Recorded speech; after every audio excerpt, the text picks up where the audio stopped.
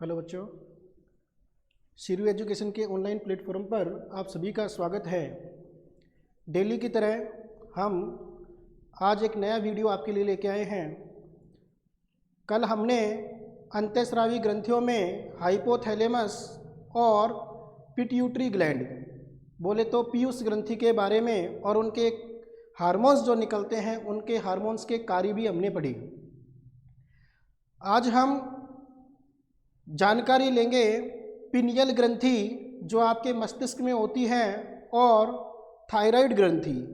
Thyroid ग्रंथि आपके जो गले में होती है, उन दोनों के बारे में चर्चा करेंगे, उनकी संरचना देखेंगे और उनसे जो हार्मोन निकलते हैं उनके बारे में देखेंगे।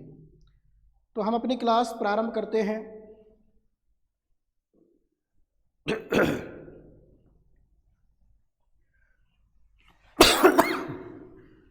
कल तक जो क्लास हुई है एक बार उसका मैं आपको रिवीजन बता देता हूँ। कल हमने हार्मोन देखे थे ऑक्सीटोसिन,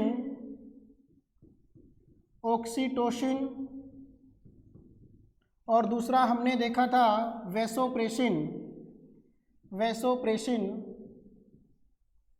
वैसोप्रेसिन को हमने नाम दिया था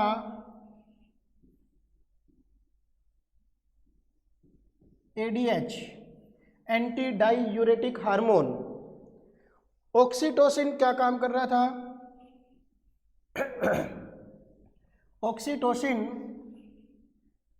फीमेल के अंदर प्रसव क्रिया में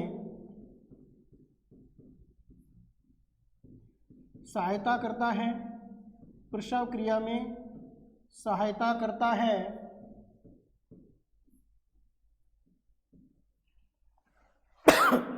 इसके अलावा वैसोप्रेसिन, देखिए वैसोप्रेसिन आप सब जानते हो, इसे एंटी डाईयूरेटिक हार्मोन कहते हैं। ये DCT जो होती है ये एक्शन करता है, कार्य करता है। किस पर क्रिया करता है? DCT बोले तो दूरस्थ कुंडलित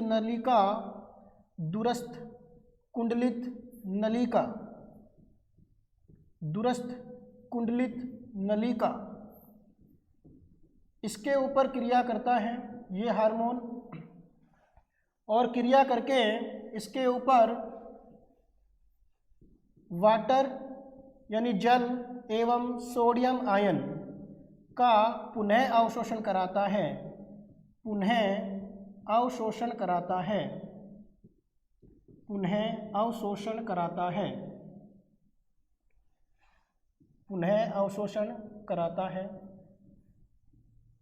तो आपको दो बातें यहाँ याद रखनी है। एक आपको याद रखना है कि ऑक्सीटोसिन और वैसोप्रेसिन सामान्यतः ये पीयूष ग्रंथि से स्रावित नहीं होते हैं।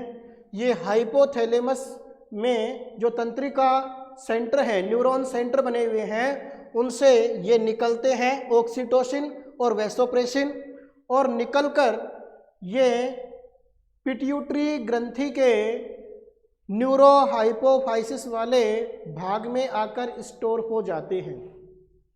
कहाँ स्टोर होते हैं? न्यूरोहाइपोफाइसिस वाले भाग में स्टोर हो जाते हैं। सामान्यतः एक प्रकार से ऑक्सीटोसिन जो हार्मोन है ये महिलाओं में प्रसव क्रिया में सहायता करता है। यानी लेबर पेन जो होता है, प्रसव पीड़ा जो होती है, उस दौरान ऑक्सीटोसिन रिलीज होता है और ये हार्मोन गर्भाशय में संकुचन पैदा करवाता है। गर्भाशय में संकुचन होगा तो गर्भाशय एक प्रकार से कॉन्ट्रैक्ट होता है, संकुचित होता है, जिसके कारण प्रसव पीड़ा एक प्रकार से आसानी से हो जाती है और बेबी आराम से प्रसव क्रिया के दौरान बाहर आ जाता है। तो एक प्रकार से यहाँ स्मूथ मसल्स पाई जाती हैं, चिकनी पेशियाँ पाई जाती हैं, जहाँ पर ये संकुचित होकर प्रसव क्रिया को एक प्रकार से संपन्न कराता है। कौन? Oxytocin hormone. दूसरी बात आती है वैसोप्रेसिन हार्मोन, जिसका दूसरा नाम है ADH, anti diuretic hormone.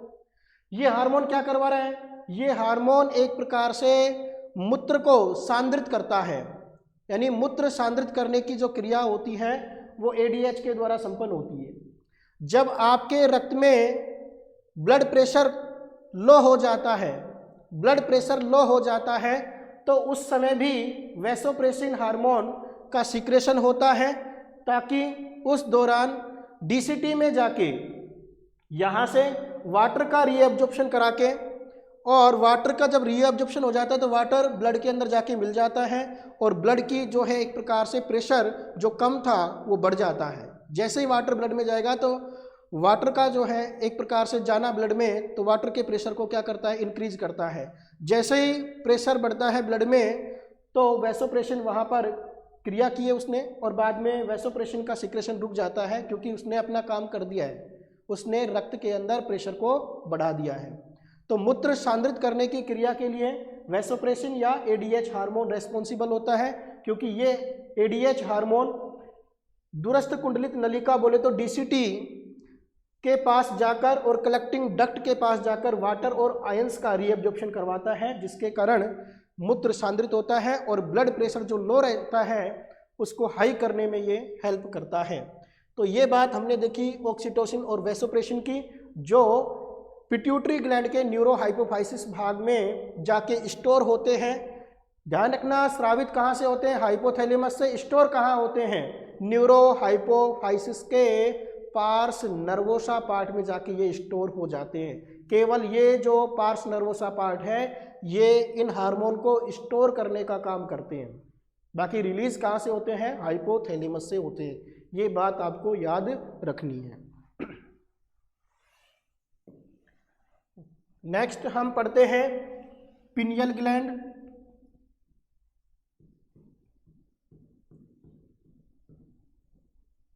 Pineal ग्रंथि, पिनियल ग्रंथि, पिनियल ग्लैंड। देखिए पिनियल ग्रंथि जो होती है, सबसे पहली बात ये मस्तिष्क के अंदर, मस्तिष्क में डाइएनसिफेलॉन, डाइएनसिफेलॉन, डाइएनसिफेलॉन भाग के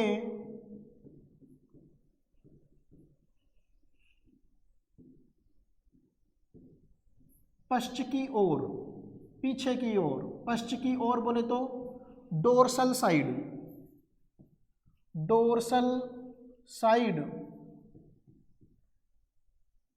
dorsal side of diencephalon, डाइएनसिफेलॉन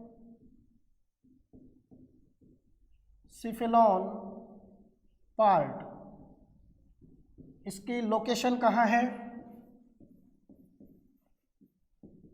location इसकी कहाँ होती है, dorsal side of diencephalon part. कहाँ, मस्तिष्क में, ब्रेन में, ये आपको याद रखनी है। इसके अलावा कार्य अगर बात करें, कार्य क्या करती है, फंक्शन, फंक्शन क्या है इसके, तो ध्यान देना इसके फंक्शन की बात करें, उपापचयी क्रिया में, उपापचयी क्रिया में सहायक होती है, सहायक होती है। नंबर 2, और किसमें,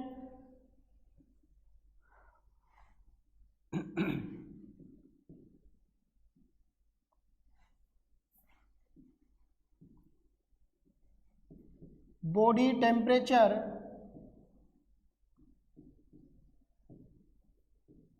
बॉडी टेम्परेचर, शरीर का तापमान, बॉडी टेम्परेचर को बनाए रखने में, बनाए रखने में, बनाए रखने में सहायक होती है, सहायक होती है। बॉडी टेम्परेचर को बनाए रखने में सहायक होती है। इसके अलावा और क्या काम करती है, दैनिक दैनिक दिनचर्या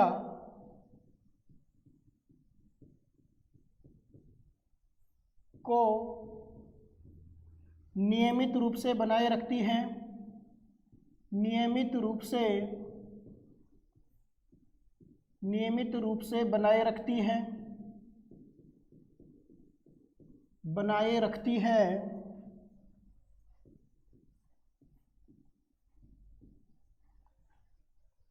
देखिए, पिनियल ग्रंथि आपके कहाँ होती है? तो हम कहेंगे ब्रेन के अंदर डोर्सल साइड, पीछे की ओर, डायनसिफलॉन वाले भाग के पीछे की ओर ये पिनियल ग्लैंड होती है। पिनियल जो ग्लैंड है ये क्या काम करती है? देखो, इस ग्लैंड को, इस ग्रंथि को एक प्रकार से ये चोरी की तरह काम कर रही है, क्योंकि ये सभी का जो काम होता है उनका थोड़ा थोड़ा काम चुराती है, और ऐसा लगता है कि ये इसका काम है, लेकिन इसका काम नहीं है, वो किसी दूसरी ग्रंथि से जो हार्मोन निकलते हैं उनका काम होता है, लेकिन माना जाता है कि ये काम करवा रही है। तो ध्यान से आपको सुनना और समझना है। तो देखिए यहाँ पे पहला काम क्या हुआ इसका, पिनियल ग्रंथि का, उपापचयी क्रिया में सहायक होती है। देखो, उपापचयी क्रिया में हेल्प तो करता कौन है? थायराइड ग्रंथि से निकलने वाला हार्मोन, थायरोक्सिन हार्मोन, एक प्रकार से मेटाबॉलिक प्रोसेस में हेल्प करता है, लेकिन हम यहाँ भी पढ़ते हैं कि उपापचयी क्रिया में ये सहायक होती है, तो थोड़ा सा उसका काम चुराया इसमें हेल्प कर रही है। दूसरा क्या है? बॉडी टेम्परेचर को बनाए रखने में, बॉडी टेम्परेचर को मेंटेन करने का काम किसका होता है? हाइपोथैलेमस का। लेकिन हम यहाँ इसको में भी पढ़ते हैं कि ये भी बॉडी टेम्परेचर को बनाए रखने में क्या करती है? हेल्प करती है, तो थोड़ा सा काम उसका चुराया, हाइपोथैलेमस का। दैनिक दिनचर्या को नियमित करने में या बनाए रखने में सहायता करती है, तो ये भी हमारे ब्रेन का ही काम होता है, लेकिन ये भी माना जाता है कि ये भी हेल्प करती है। तो ये सारे काम कौन करवा रही है? पिनियल ग्लैंड करवा रही है। ध्यान रखना है कि पिनियल ग्लैंड ने ये सारे काम किए हैं, तो पिनियल ग्लैंड ये सारे काम किसके द्वारा करवा रही है? एक हार्मोन के द्वारा। तो पिनियल ग्लैंड से कौन सा हार्मोन निकलता है उसकी हम बात करेंगे। इसके अलावा पिनियल ग्लैंड के और कौन कौन से नाम हैं उसकी हम बात करेंगे। तो नेक्स्ट हम देखते हैं कि पिनियल ग्रंथि के कौन कौन से नाम हैं और उससे कौन सा हार्मोन स्रावित होता है। तो यहाँ पर हम देखते हैं पिनियल ग्रंथि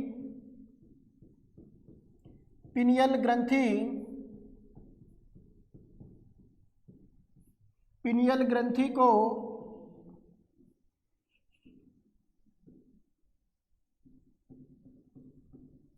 लैंगिक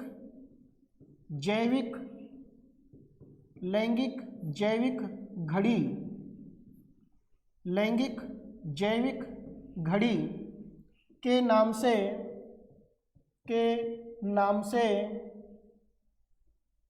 भी जानते हैं।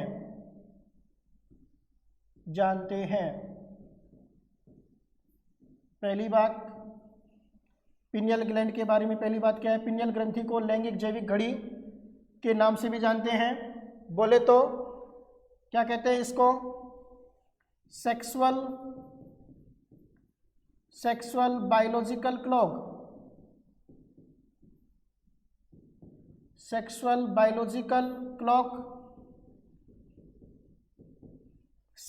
बायोलॉजिकल क्लॉक भी कहते हैं इसको। इसके अलावा ये 24 आवर्स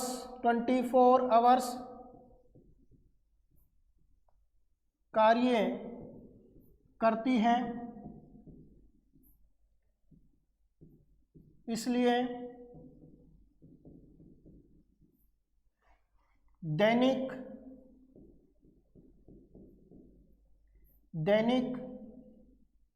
दिनचर्या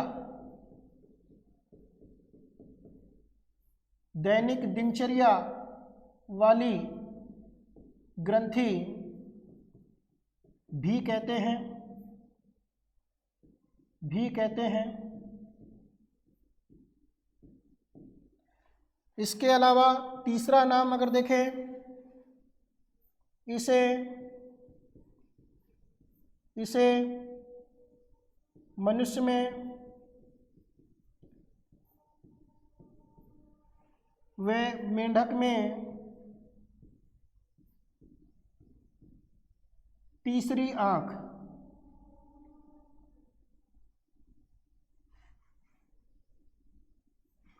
तीसरी आंख, तीसरी आंख,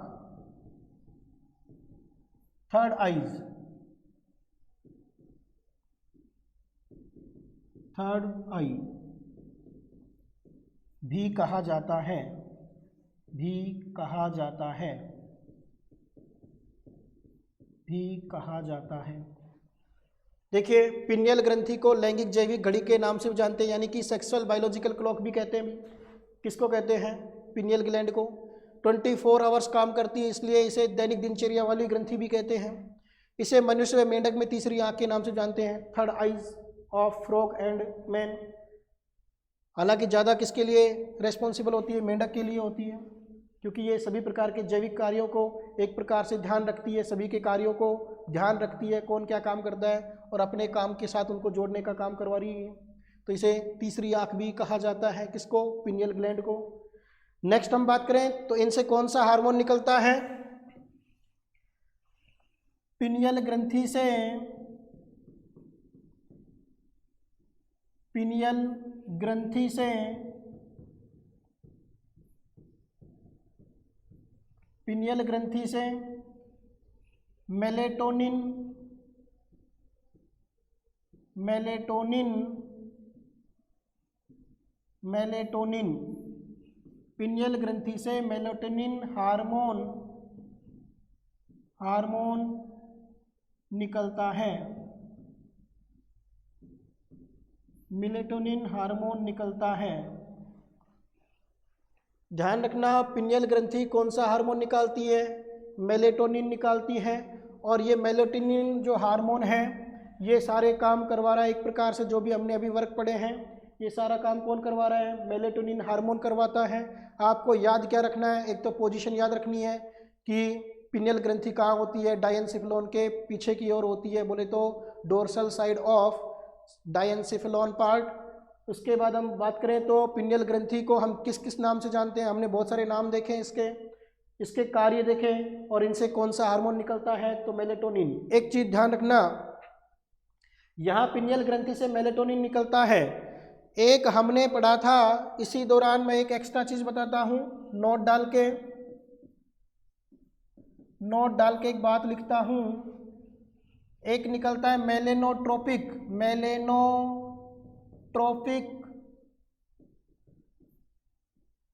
मेलेनोट्रोपिक हार्मोन, मेलेनोट्रोपिक हार्मोन।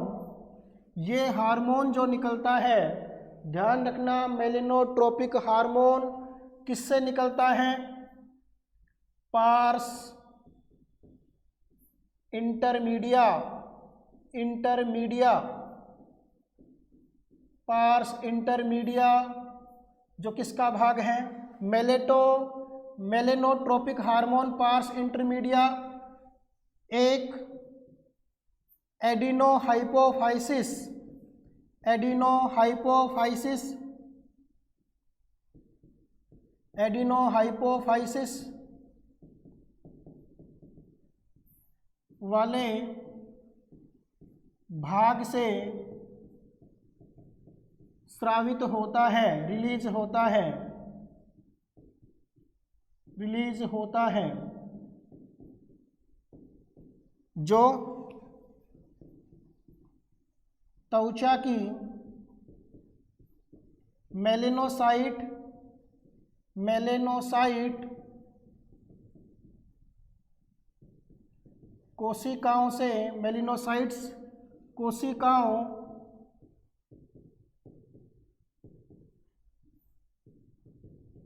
मेलानिन, मेलानिन वर्णक को स्रावित करने में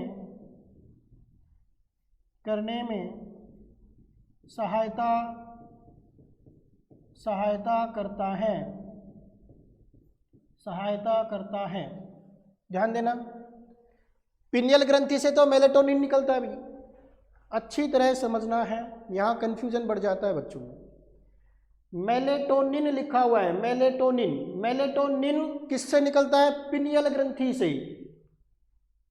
इसके अलावा ये एक हार्मोन है मेलेटोनिन।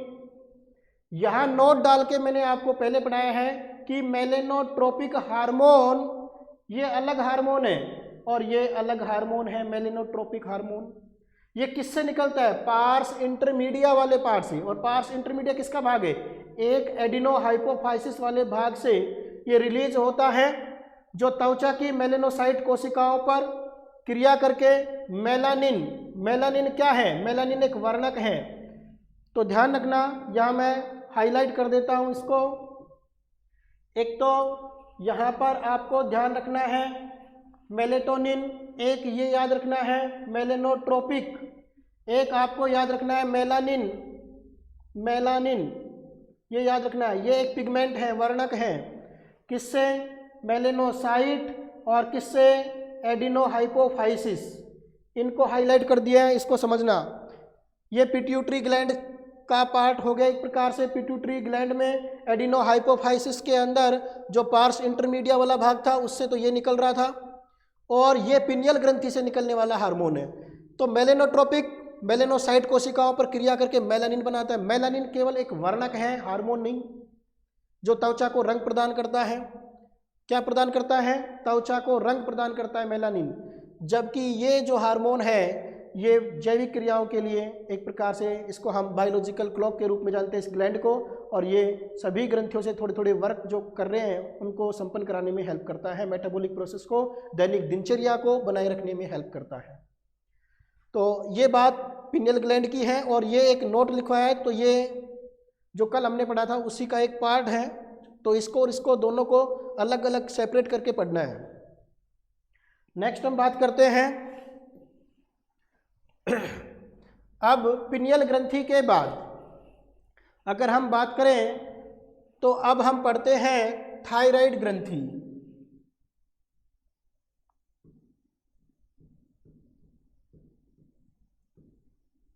थायराइड ग्रंथि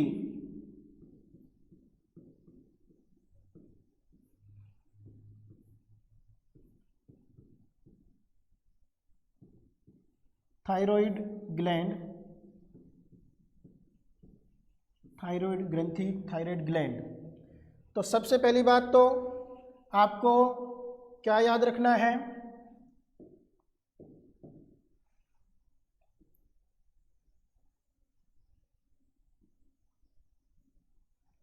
यहाँ पर हम बात करना चाहें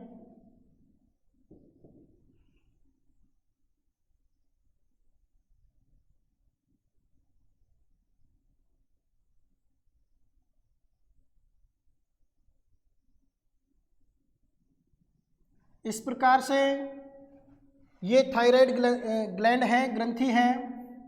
थायराइड, थायराइड ग्रंथि कहाँ पर है? तो थायराइड ग्रंथि श्वास नली या ट्रेकिया और कंठ के संधि वाले स्थान पर होती है। तो यहाँ मैं लिख देता हूँ, ये है नेक पार्ट, नेक, गर्दन,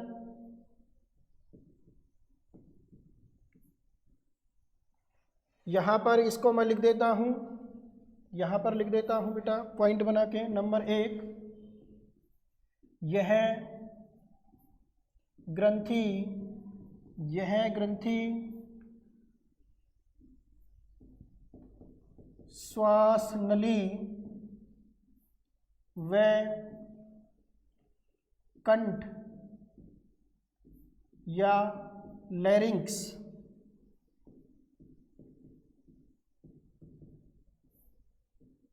लैरिंक्स के जोड़ वाले स्थान पर, जोड़ वाले स्थान पर, जोड़ वाले स्थान पर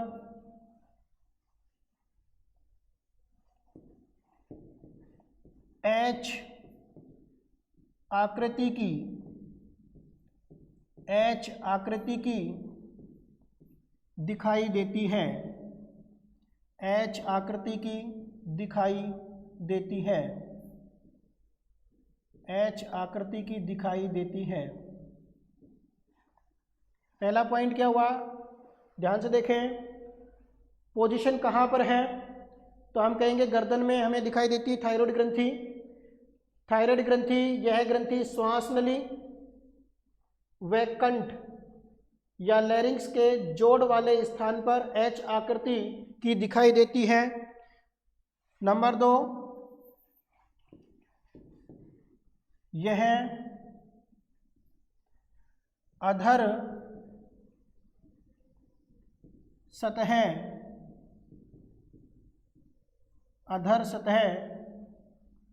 पर स्थित होती है। अधर सतह पर स्थित होती है। अधर सतह किसकी? अधर सतह किसकी? तो आप कहेंगे श्वास नली। श्वास नली की, श्वास नली की अधर सतह पर स्थित होती है। इसके अलावा इसकी और बात क्या है, तो यहाँ मैं अगला पॉइंट बनाता हूँ। नंबर नेक्स्ट पॉइंट, इसके पृष्ठभाग में दो जोड़ी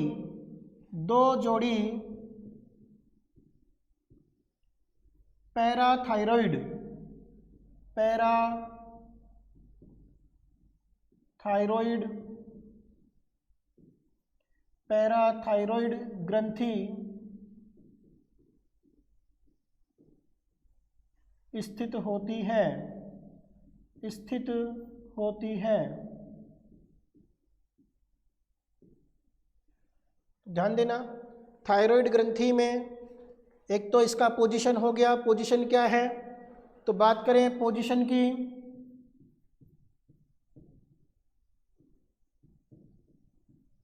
पोजीशन क्या है, यह ग्रंथि श्वास नली व कंठ या लैरिंक्स के जोड़ वाले स्थान पर एच आकृति की दिखाई देती है।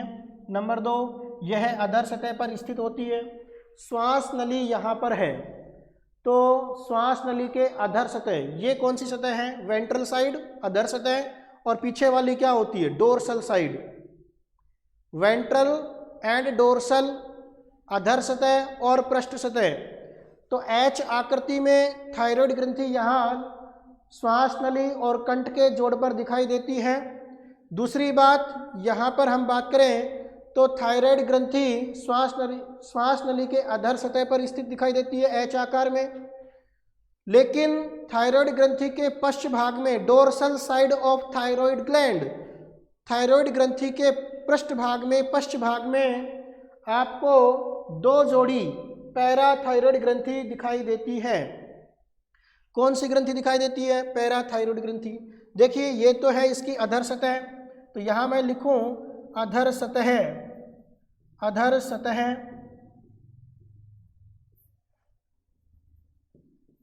थायराइड ग्रंथि।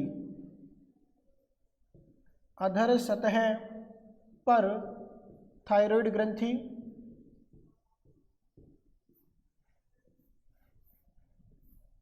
किसकी अधर सतह पर?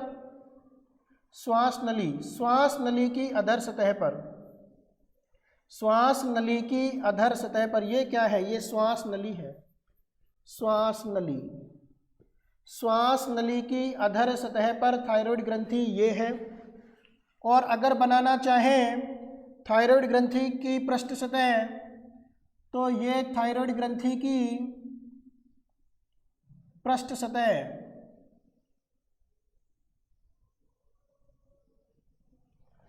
ये थायराइड ग्रंथि की पृष्ठ सतह।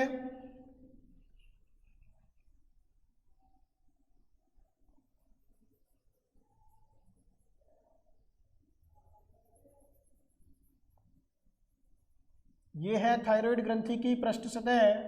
और देखिए यहाँ पर थायराइड ग्रंथि की जो पृष्ठ सतह है, डोर्सल साइड जो है, इसमें आपको क्या देखने को मिलेगा?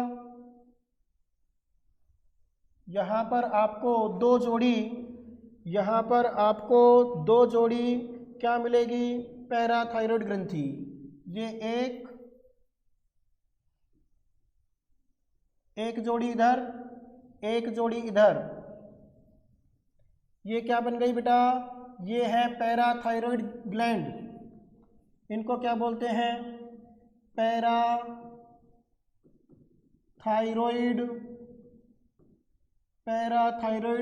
ग्रंथि। ये पैराथायरॉयड ग्रंथि है जो कहाँ है, पैराथायरॉयड ग्रंथि, थायरॉयड ग्रंथि की पृष्ठ सतह पर 2 जोड़ी पैराथायरॉयड ग्रंथि देखने को मिलती है। तो ये भी याद रखें, जो भी मैंने यहाँ लिखा है आपको समझ में आ गया होगा। यह ग्रंथि श्वास नली व कंठ या लैरिंक्स के जोड़ वाले स्थान पर एच आकृति की दिखाई देती है। दूसरी बात, यह अधर सतह पर स्थित होती है। किसके अधर सतह पर, श्वास नली की अधर सतह पर। इसके पृष्ठ भाग में 2 जोड़ी पैराथायरॉयड ग्रंथि स्थित होती है। यह है, ध्यान रखना, इसका अधर सतह ये वाला भाग है और ये है इसकी डोर्सल साइड। तो यहाँ मैं लिख देता हूँ पृष्ठ सतह है, पृष्ठ सतह। किसकी पृष्ठ सतह है, पृष्ठ सतह थायरॉयड ग्रंथि, थायरॉयड ग्रंथि, थायरॉयड ग्रंथि। तो ये पृष्ठ सतह किसकी है, थायरॉयड ग्रंथि की पृष्ठ सतह है ये। और इस पर क्या है, पैराथायरॉयड ग्रंथि है। श्वास नली के अधर सतह पर स्थित दिखाई देती है, एच आकार में दिखाई देती है। ये सारी बात किसकी है बेटा, ये थायरॉयड ग्रंथि के ऊपर ये सारी बात चल रही है। तो इसके अलावा हम अब इसके बारे में और चीज़ें देखते हैं। आगे अगर हम बात करें थायराइड ग्रंथि के ऊपर, तो थायराइड ग्रंथि के अंदर एक प्रकार से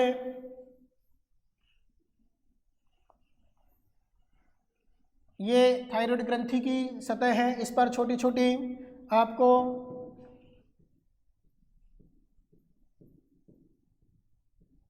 पिंड जैसी संरचनाएं नजर आती हैं। यहाँ पर भी छोटे छोटे पिंड बने होते हैं।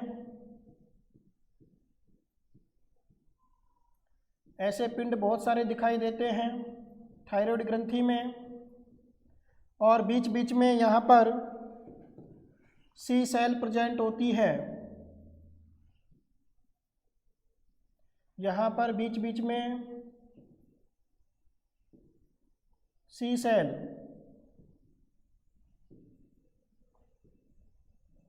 तो ये तो क्या है, पिंडक है, पिंडक थायराइड ग्रंथि के।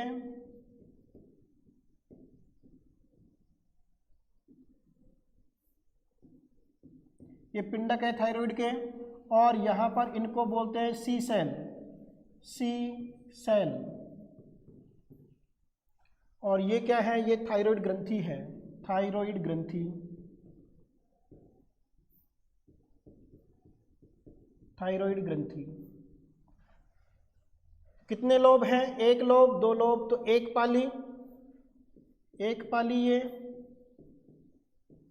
और ये है दूसरी पाली, दूसरी पाली, यानी द्विपाली, द्विपालित, द्विपालित संरचना, द्विपालित संरचना। किसकी द्विपालित संरचना है ये थायराइड ग्रंथि की द्विपालित संरचना के रूप में आपको दिख रही है। इसमें जगह जगह पिंडक पड़े हैं और सी सेल प्रेजेंट होती है। इसके अलावा थायरोक्सिन जो ग्रंथि है, इससे हार्मोन निकलता है, थायराइड हार्मोन, उसकी हम चर्चा करते हैं। थायराइड ग्रंथि, थायराइड ग्रंथि से हमेशा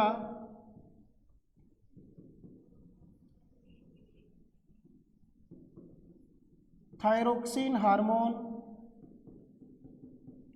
थायरोक्सिन हार्मोन निष्क्रिय अवस्था में, निष्क्रिय अवस्था में, निष्क्रिय अवस्था में स्टोर रहता है, रहता है।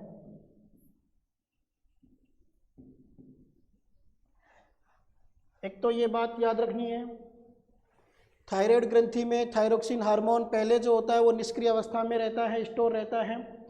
ये सक्रिय कैसे होता है, तो ध्यान रखना, यहाँ पर हम बात लिखें नंबर 1 करके, जब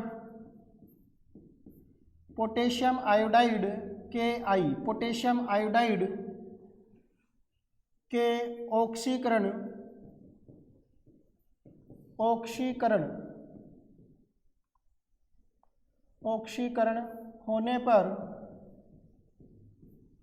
होने पर यह आयोडीन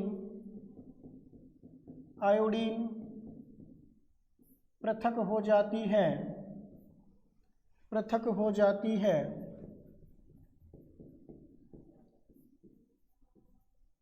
जो पर ऑक्सीडेज एंजाइम की सहायता से होता है। पर ऑक्सीडेज एंजाइम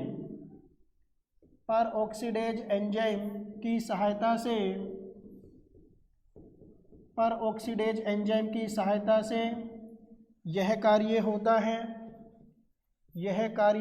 है।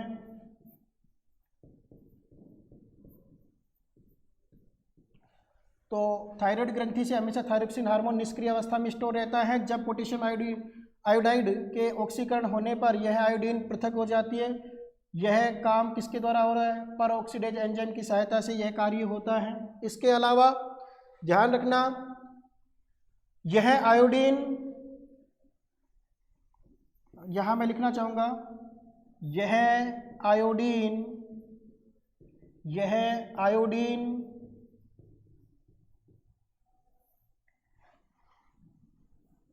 थायराइड ग्रंथि में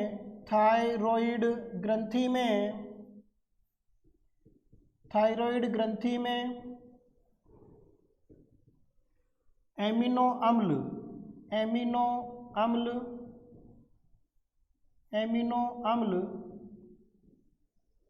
कौन सा एमिनो अम्ल, तो भैया मैं यहाँ लिखता हूँ हाईलाइट करके, टायरोसिन।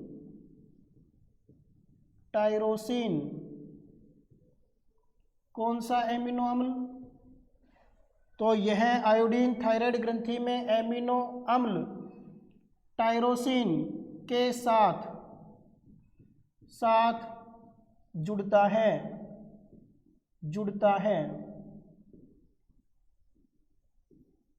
किससे जुड़ता है, टायरोसिन के साथ जुड़ता है। ये बात आपको ध्यान में रखनी है।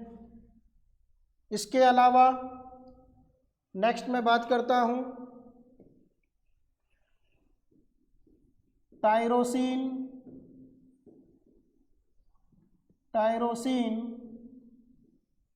एक थायरोग्लोब्यूलिन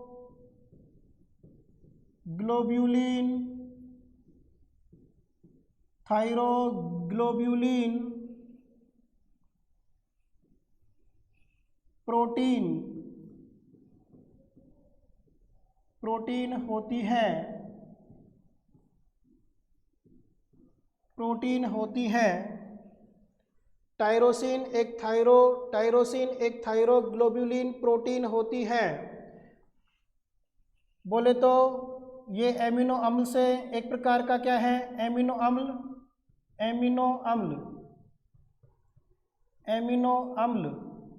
ये एमिनो अम्ल होता है बेटा।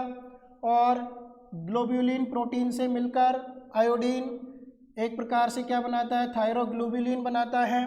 अगर मैं बात करूं यहाँ पर पीछे वाली स्लाइड में, तो ध्यान देना, यहाँ पर हमने एक स्ट्रक्चर ये पढ़ी है ऐसी, तो ध्यान देना यहाँ पर, इसमें मैं यहाँ बनाता हूँ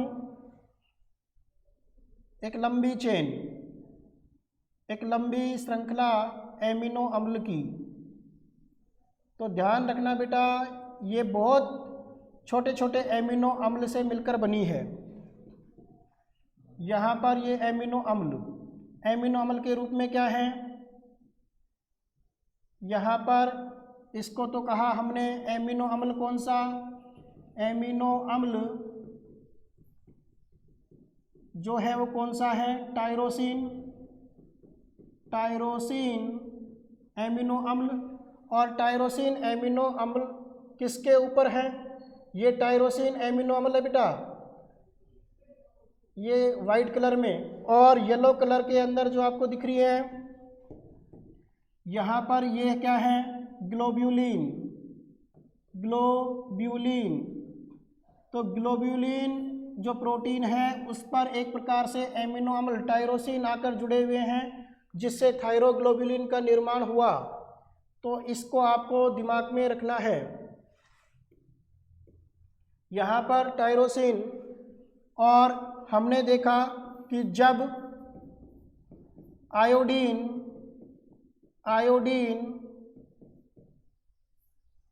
इस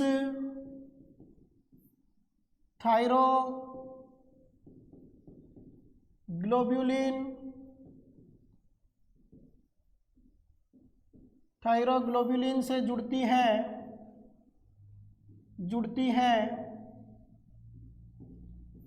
तो ध्यान रखना यहाँ पे क्या बनेगा, हम बोलते हैं मोनो आयोडो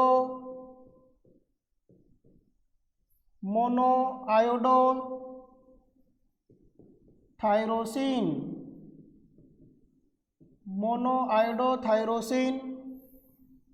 बोले तो शॉर्ट में मोनो आयोडो थायरोसिन।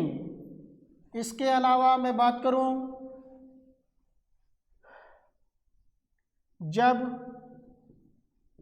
जब दो आयोडीन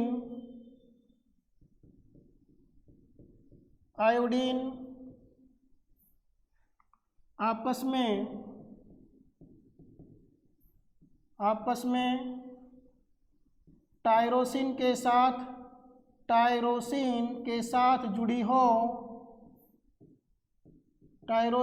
साथ जुड़ी हो तो इसे क्या बोलेंगे बेटा, DIT, बोले तो डाई आयोडो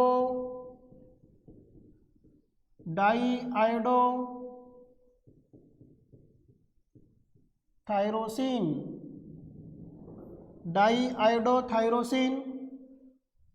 इसके अलावा अगर और बात करें, हम नंबर नेक्स्ट बात करें, जब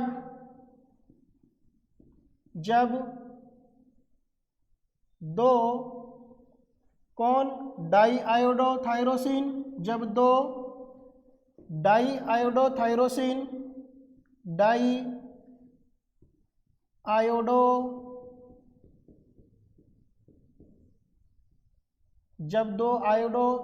डाईआयोडोथायरोसिन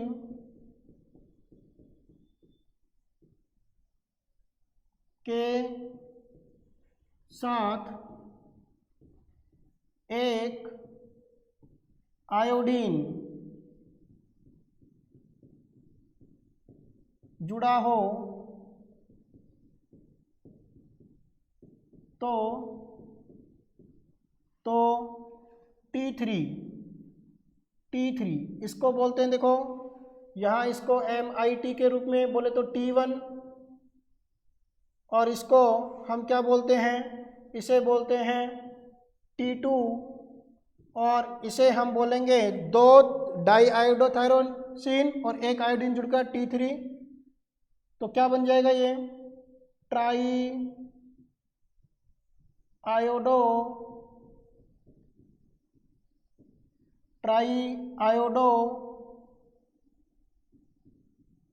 थायरोनिन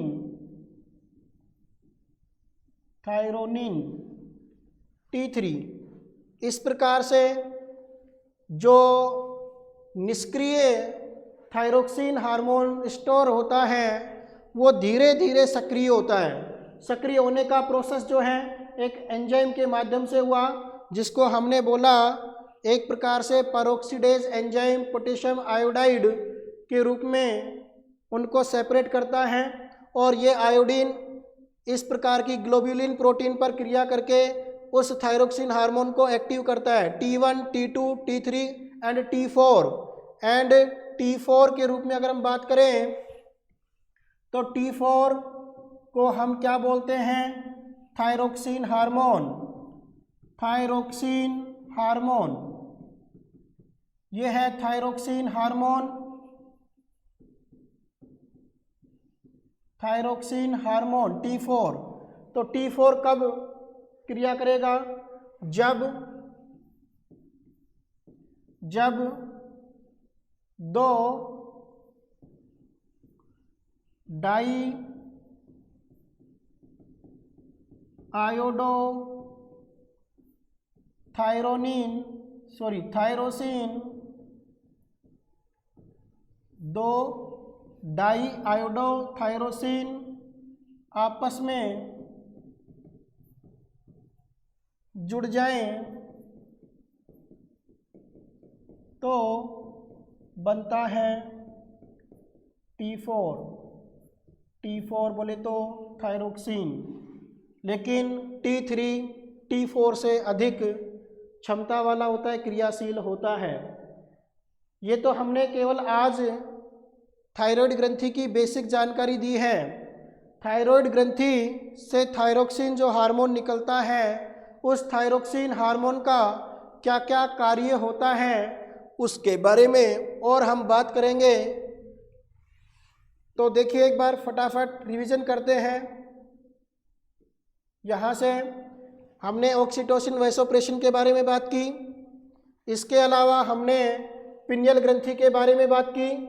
हमने पिनियल ग्रंथि में बहुत सारी चीज़ें देखी। आपने इसके अंदर देखा पिनियल ग्रंथि में क्या हुआ बेटा, ये सारी क्रिया एक हार्मोन करता है पिनियल ग्रंथि का, जिसको हमने नाम दिया। और हमने कौन सा हार्मोन बताया? हमने एक नाम लिखा था मेलेटोनिन। इसे लैंगिक जैविक घड़ी भी कहते हैं, सेक्सुअल बायोलॉजिकल क्लॉक भी कहते हैं, और ये सारे के सारे इनके नाम हैं। और यहाँ पर हमने नाम लिखा है कि इससे मेलेटोनिन निकलता है। नोट डलवाया मैंने, मेलेनोट्रोपिक हार्मोन, ये पार्स इंटरमीडिया से निकलता है। इसके अलावा बात करें हम तो यहाँ पर मैंने आपको थायराइड ग्रंथि के बारे में, पोजीशन के बारे में बताया कि कहाँ होती है, इसकी वेंट्रल सरफेस कैसी होती है और डोर्सल सरफेस पर क्या प्रेजेंट होती है, किस प्रकार की ये दिखाई देती है। हमने सारी बेसिक चीज़ें देखी। नेक्स्ट बात करें तो हमने थायराइड ग्रंथि में ये प्रोटीन देखी और आयोडीन किस प्रकार से जुड़कर ये क्रिया करवाता है, कैसी आकृति है थायराइड ग्रंथि की। नेक्स्ट हमने थायराइड ग्रंथि से ये जो हार्मोन निकलता है थायरोक्सिन, ये निष्क्रिय अवस्था में स्टोर होता है, बाद में किस प्रकार से ये एक्टिव हुआ इसके बारे में हमने देखा। कल हम थायरोक्सिन हार्मोन के बहुत सारे कार्य पढ़ने वाले हैं और फिर से हम थायराइड ग्रंथि के बारे में डिटेल से और बात करेंगे। धन्यवाद।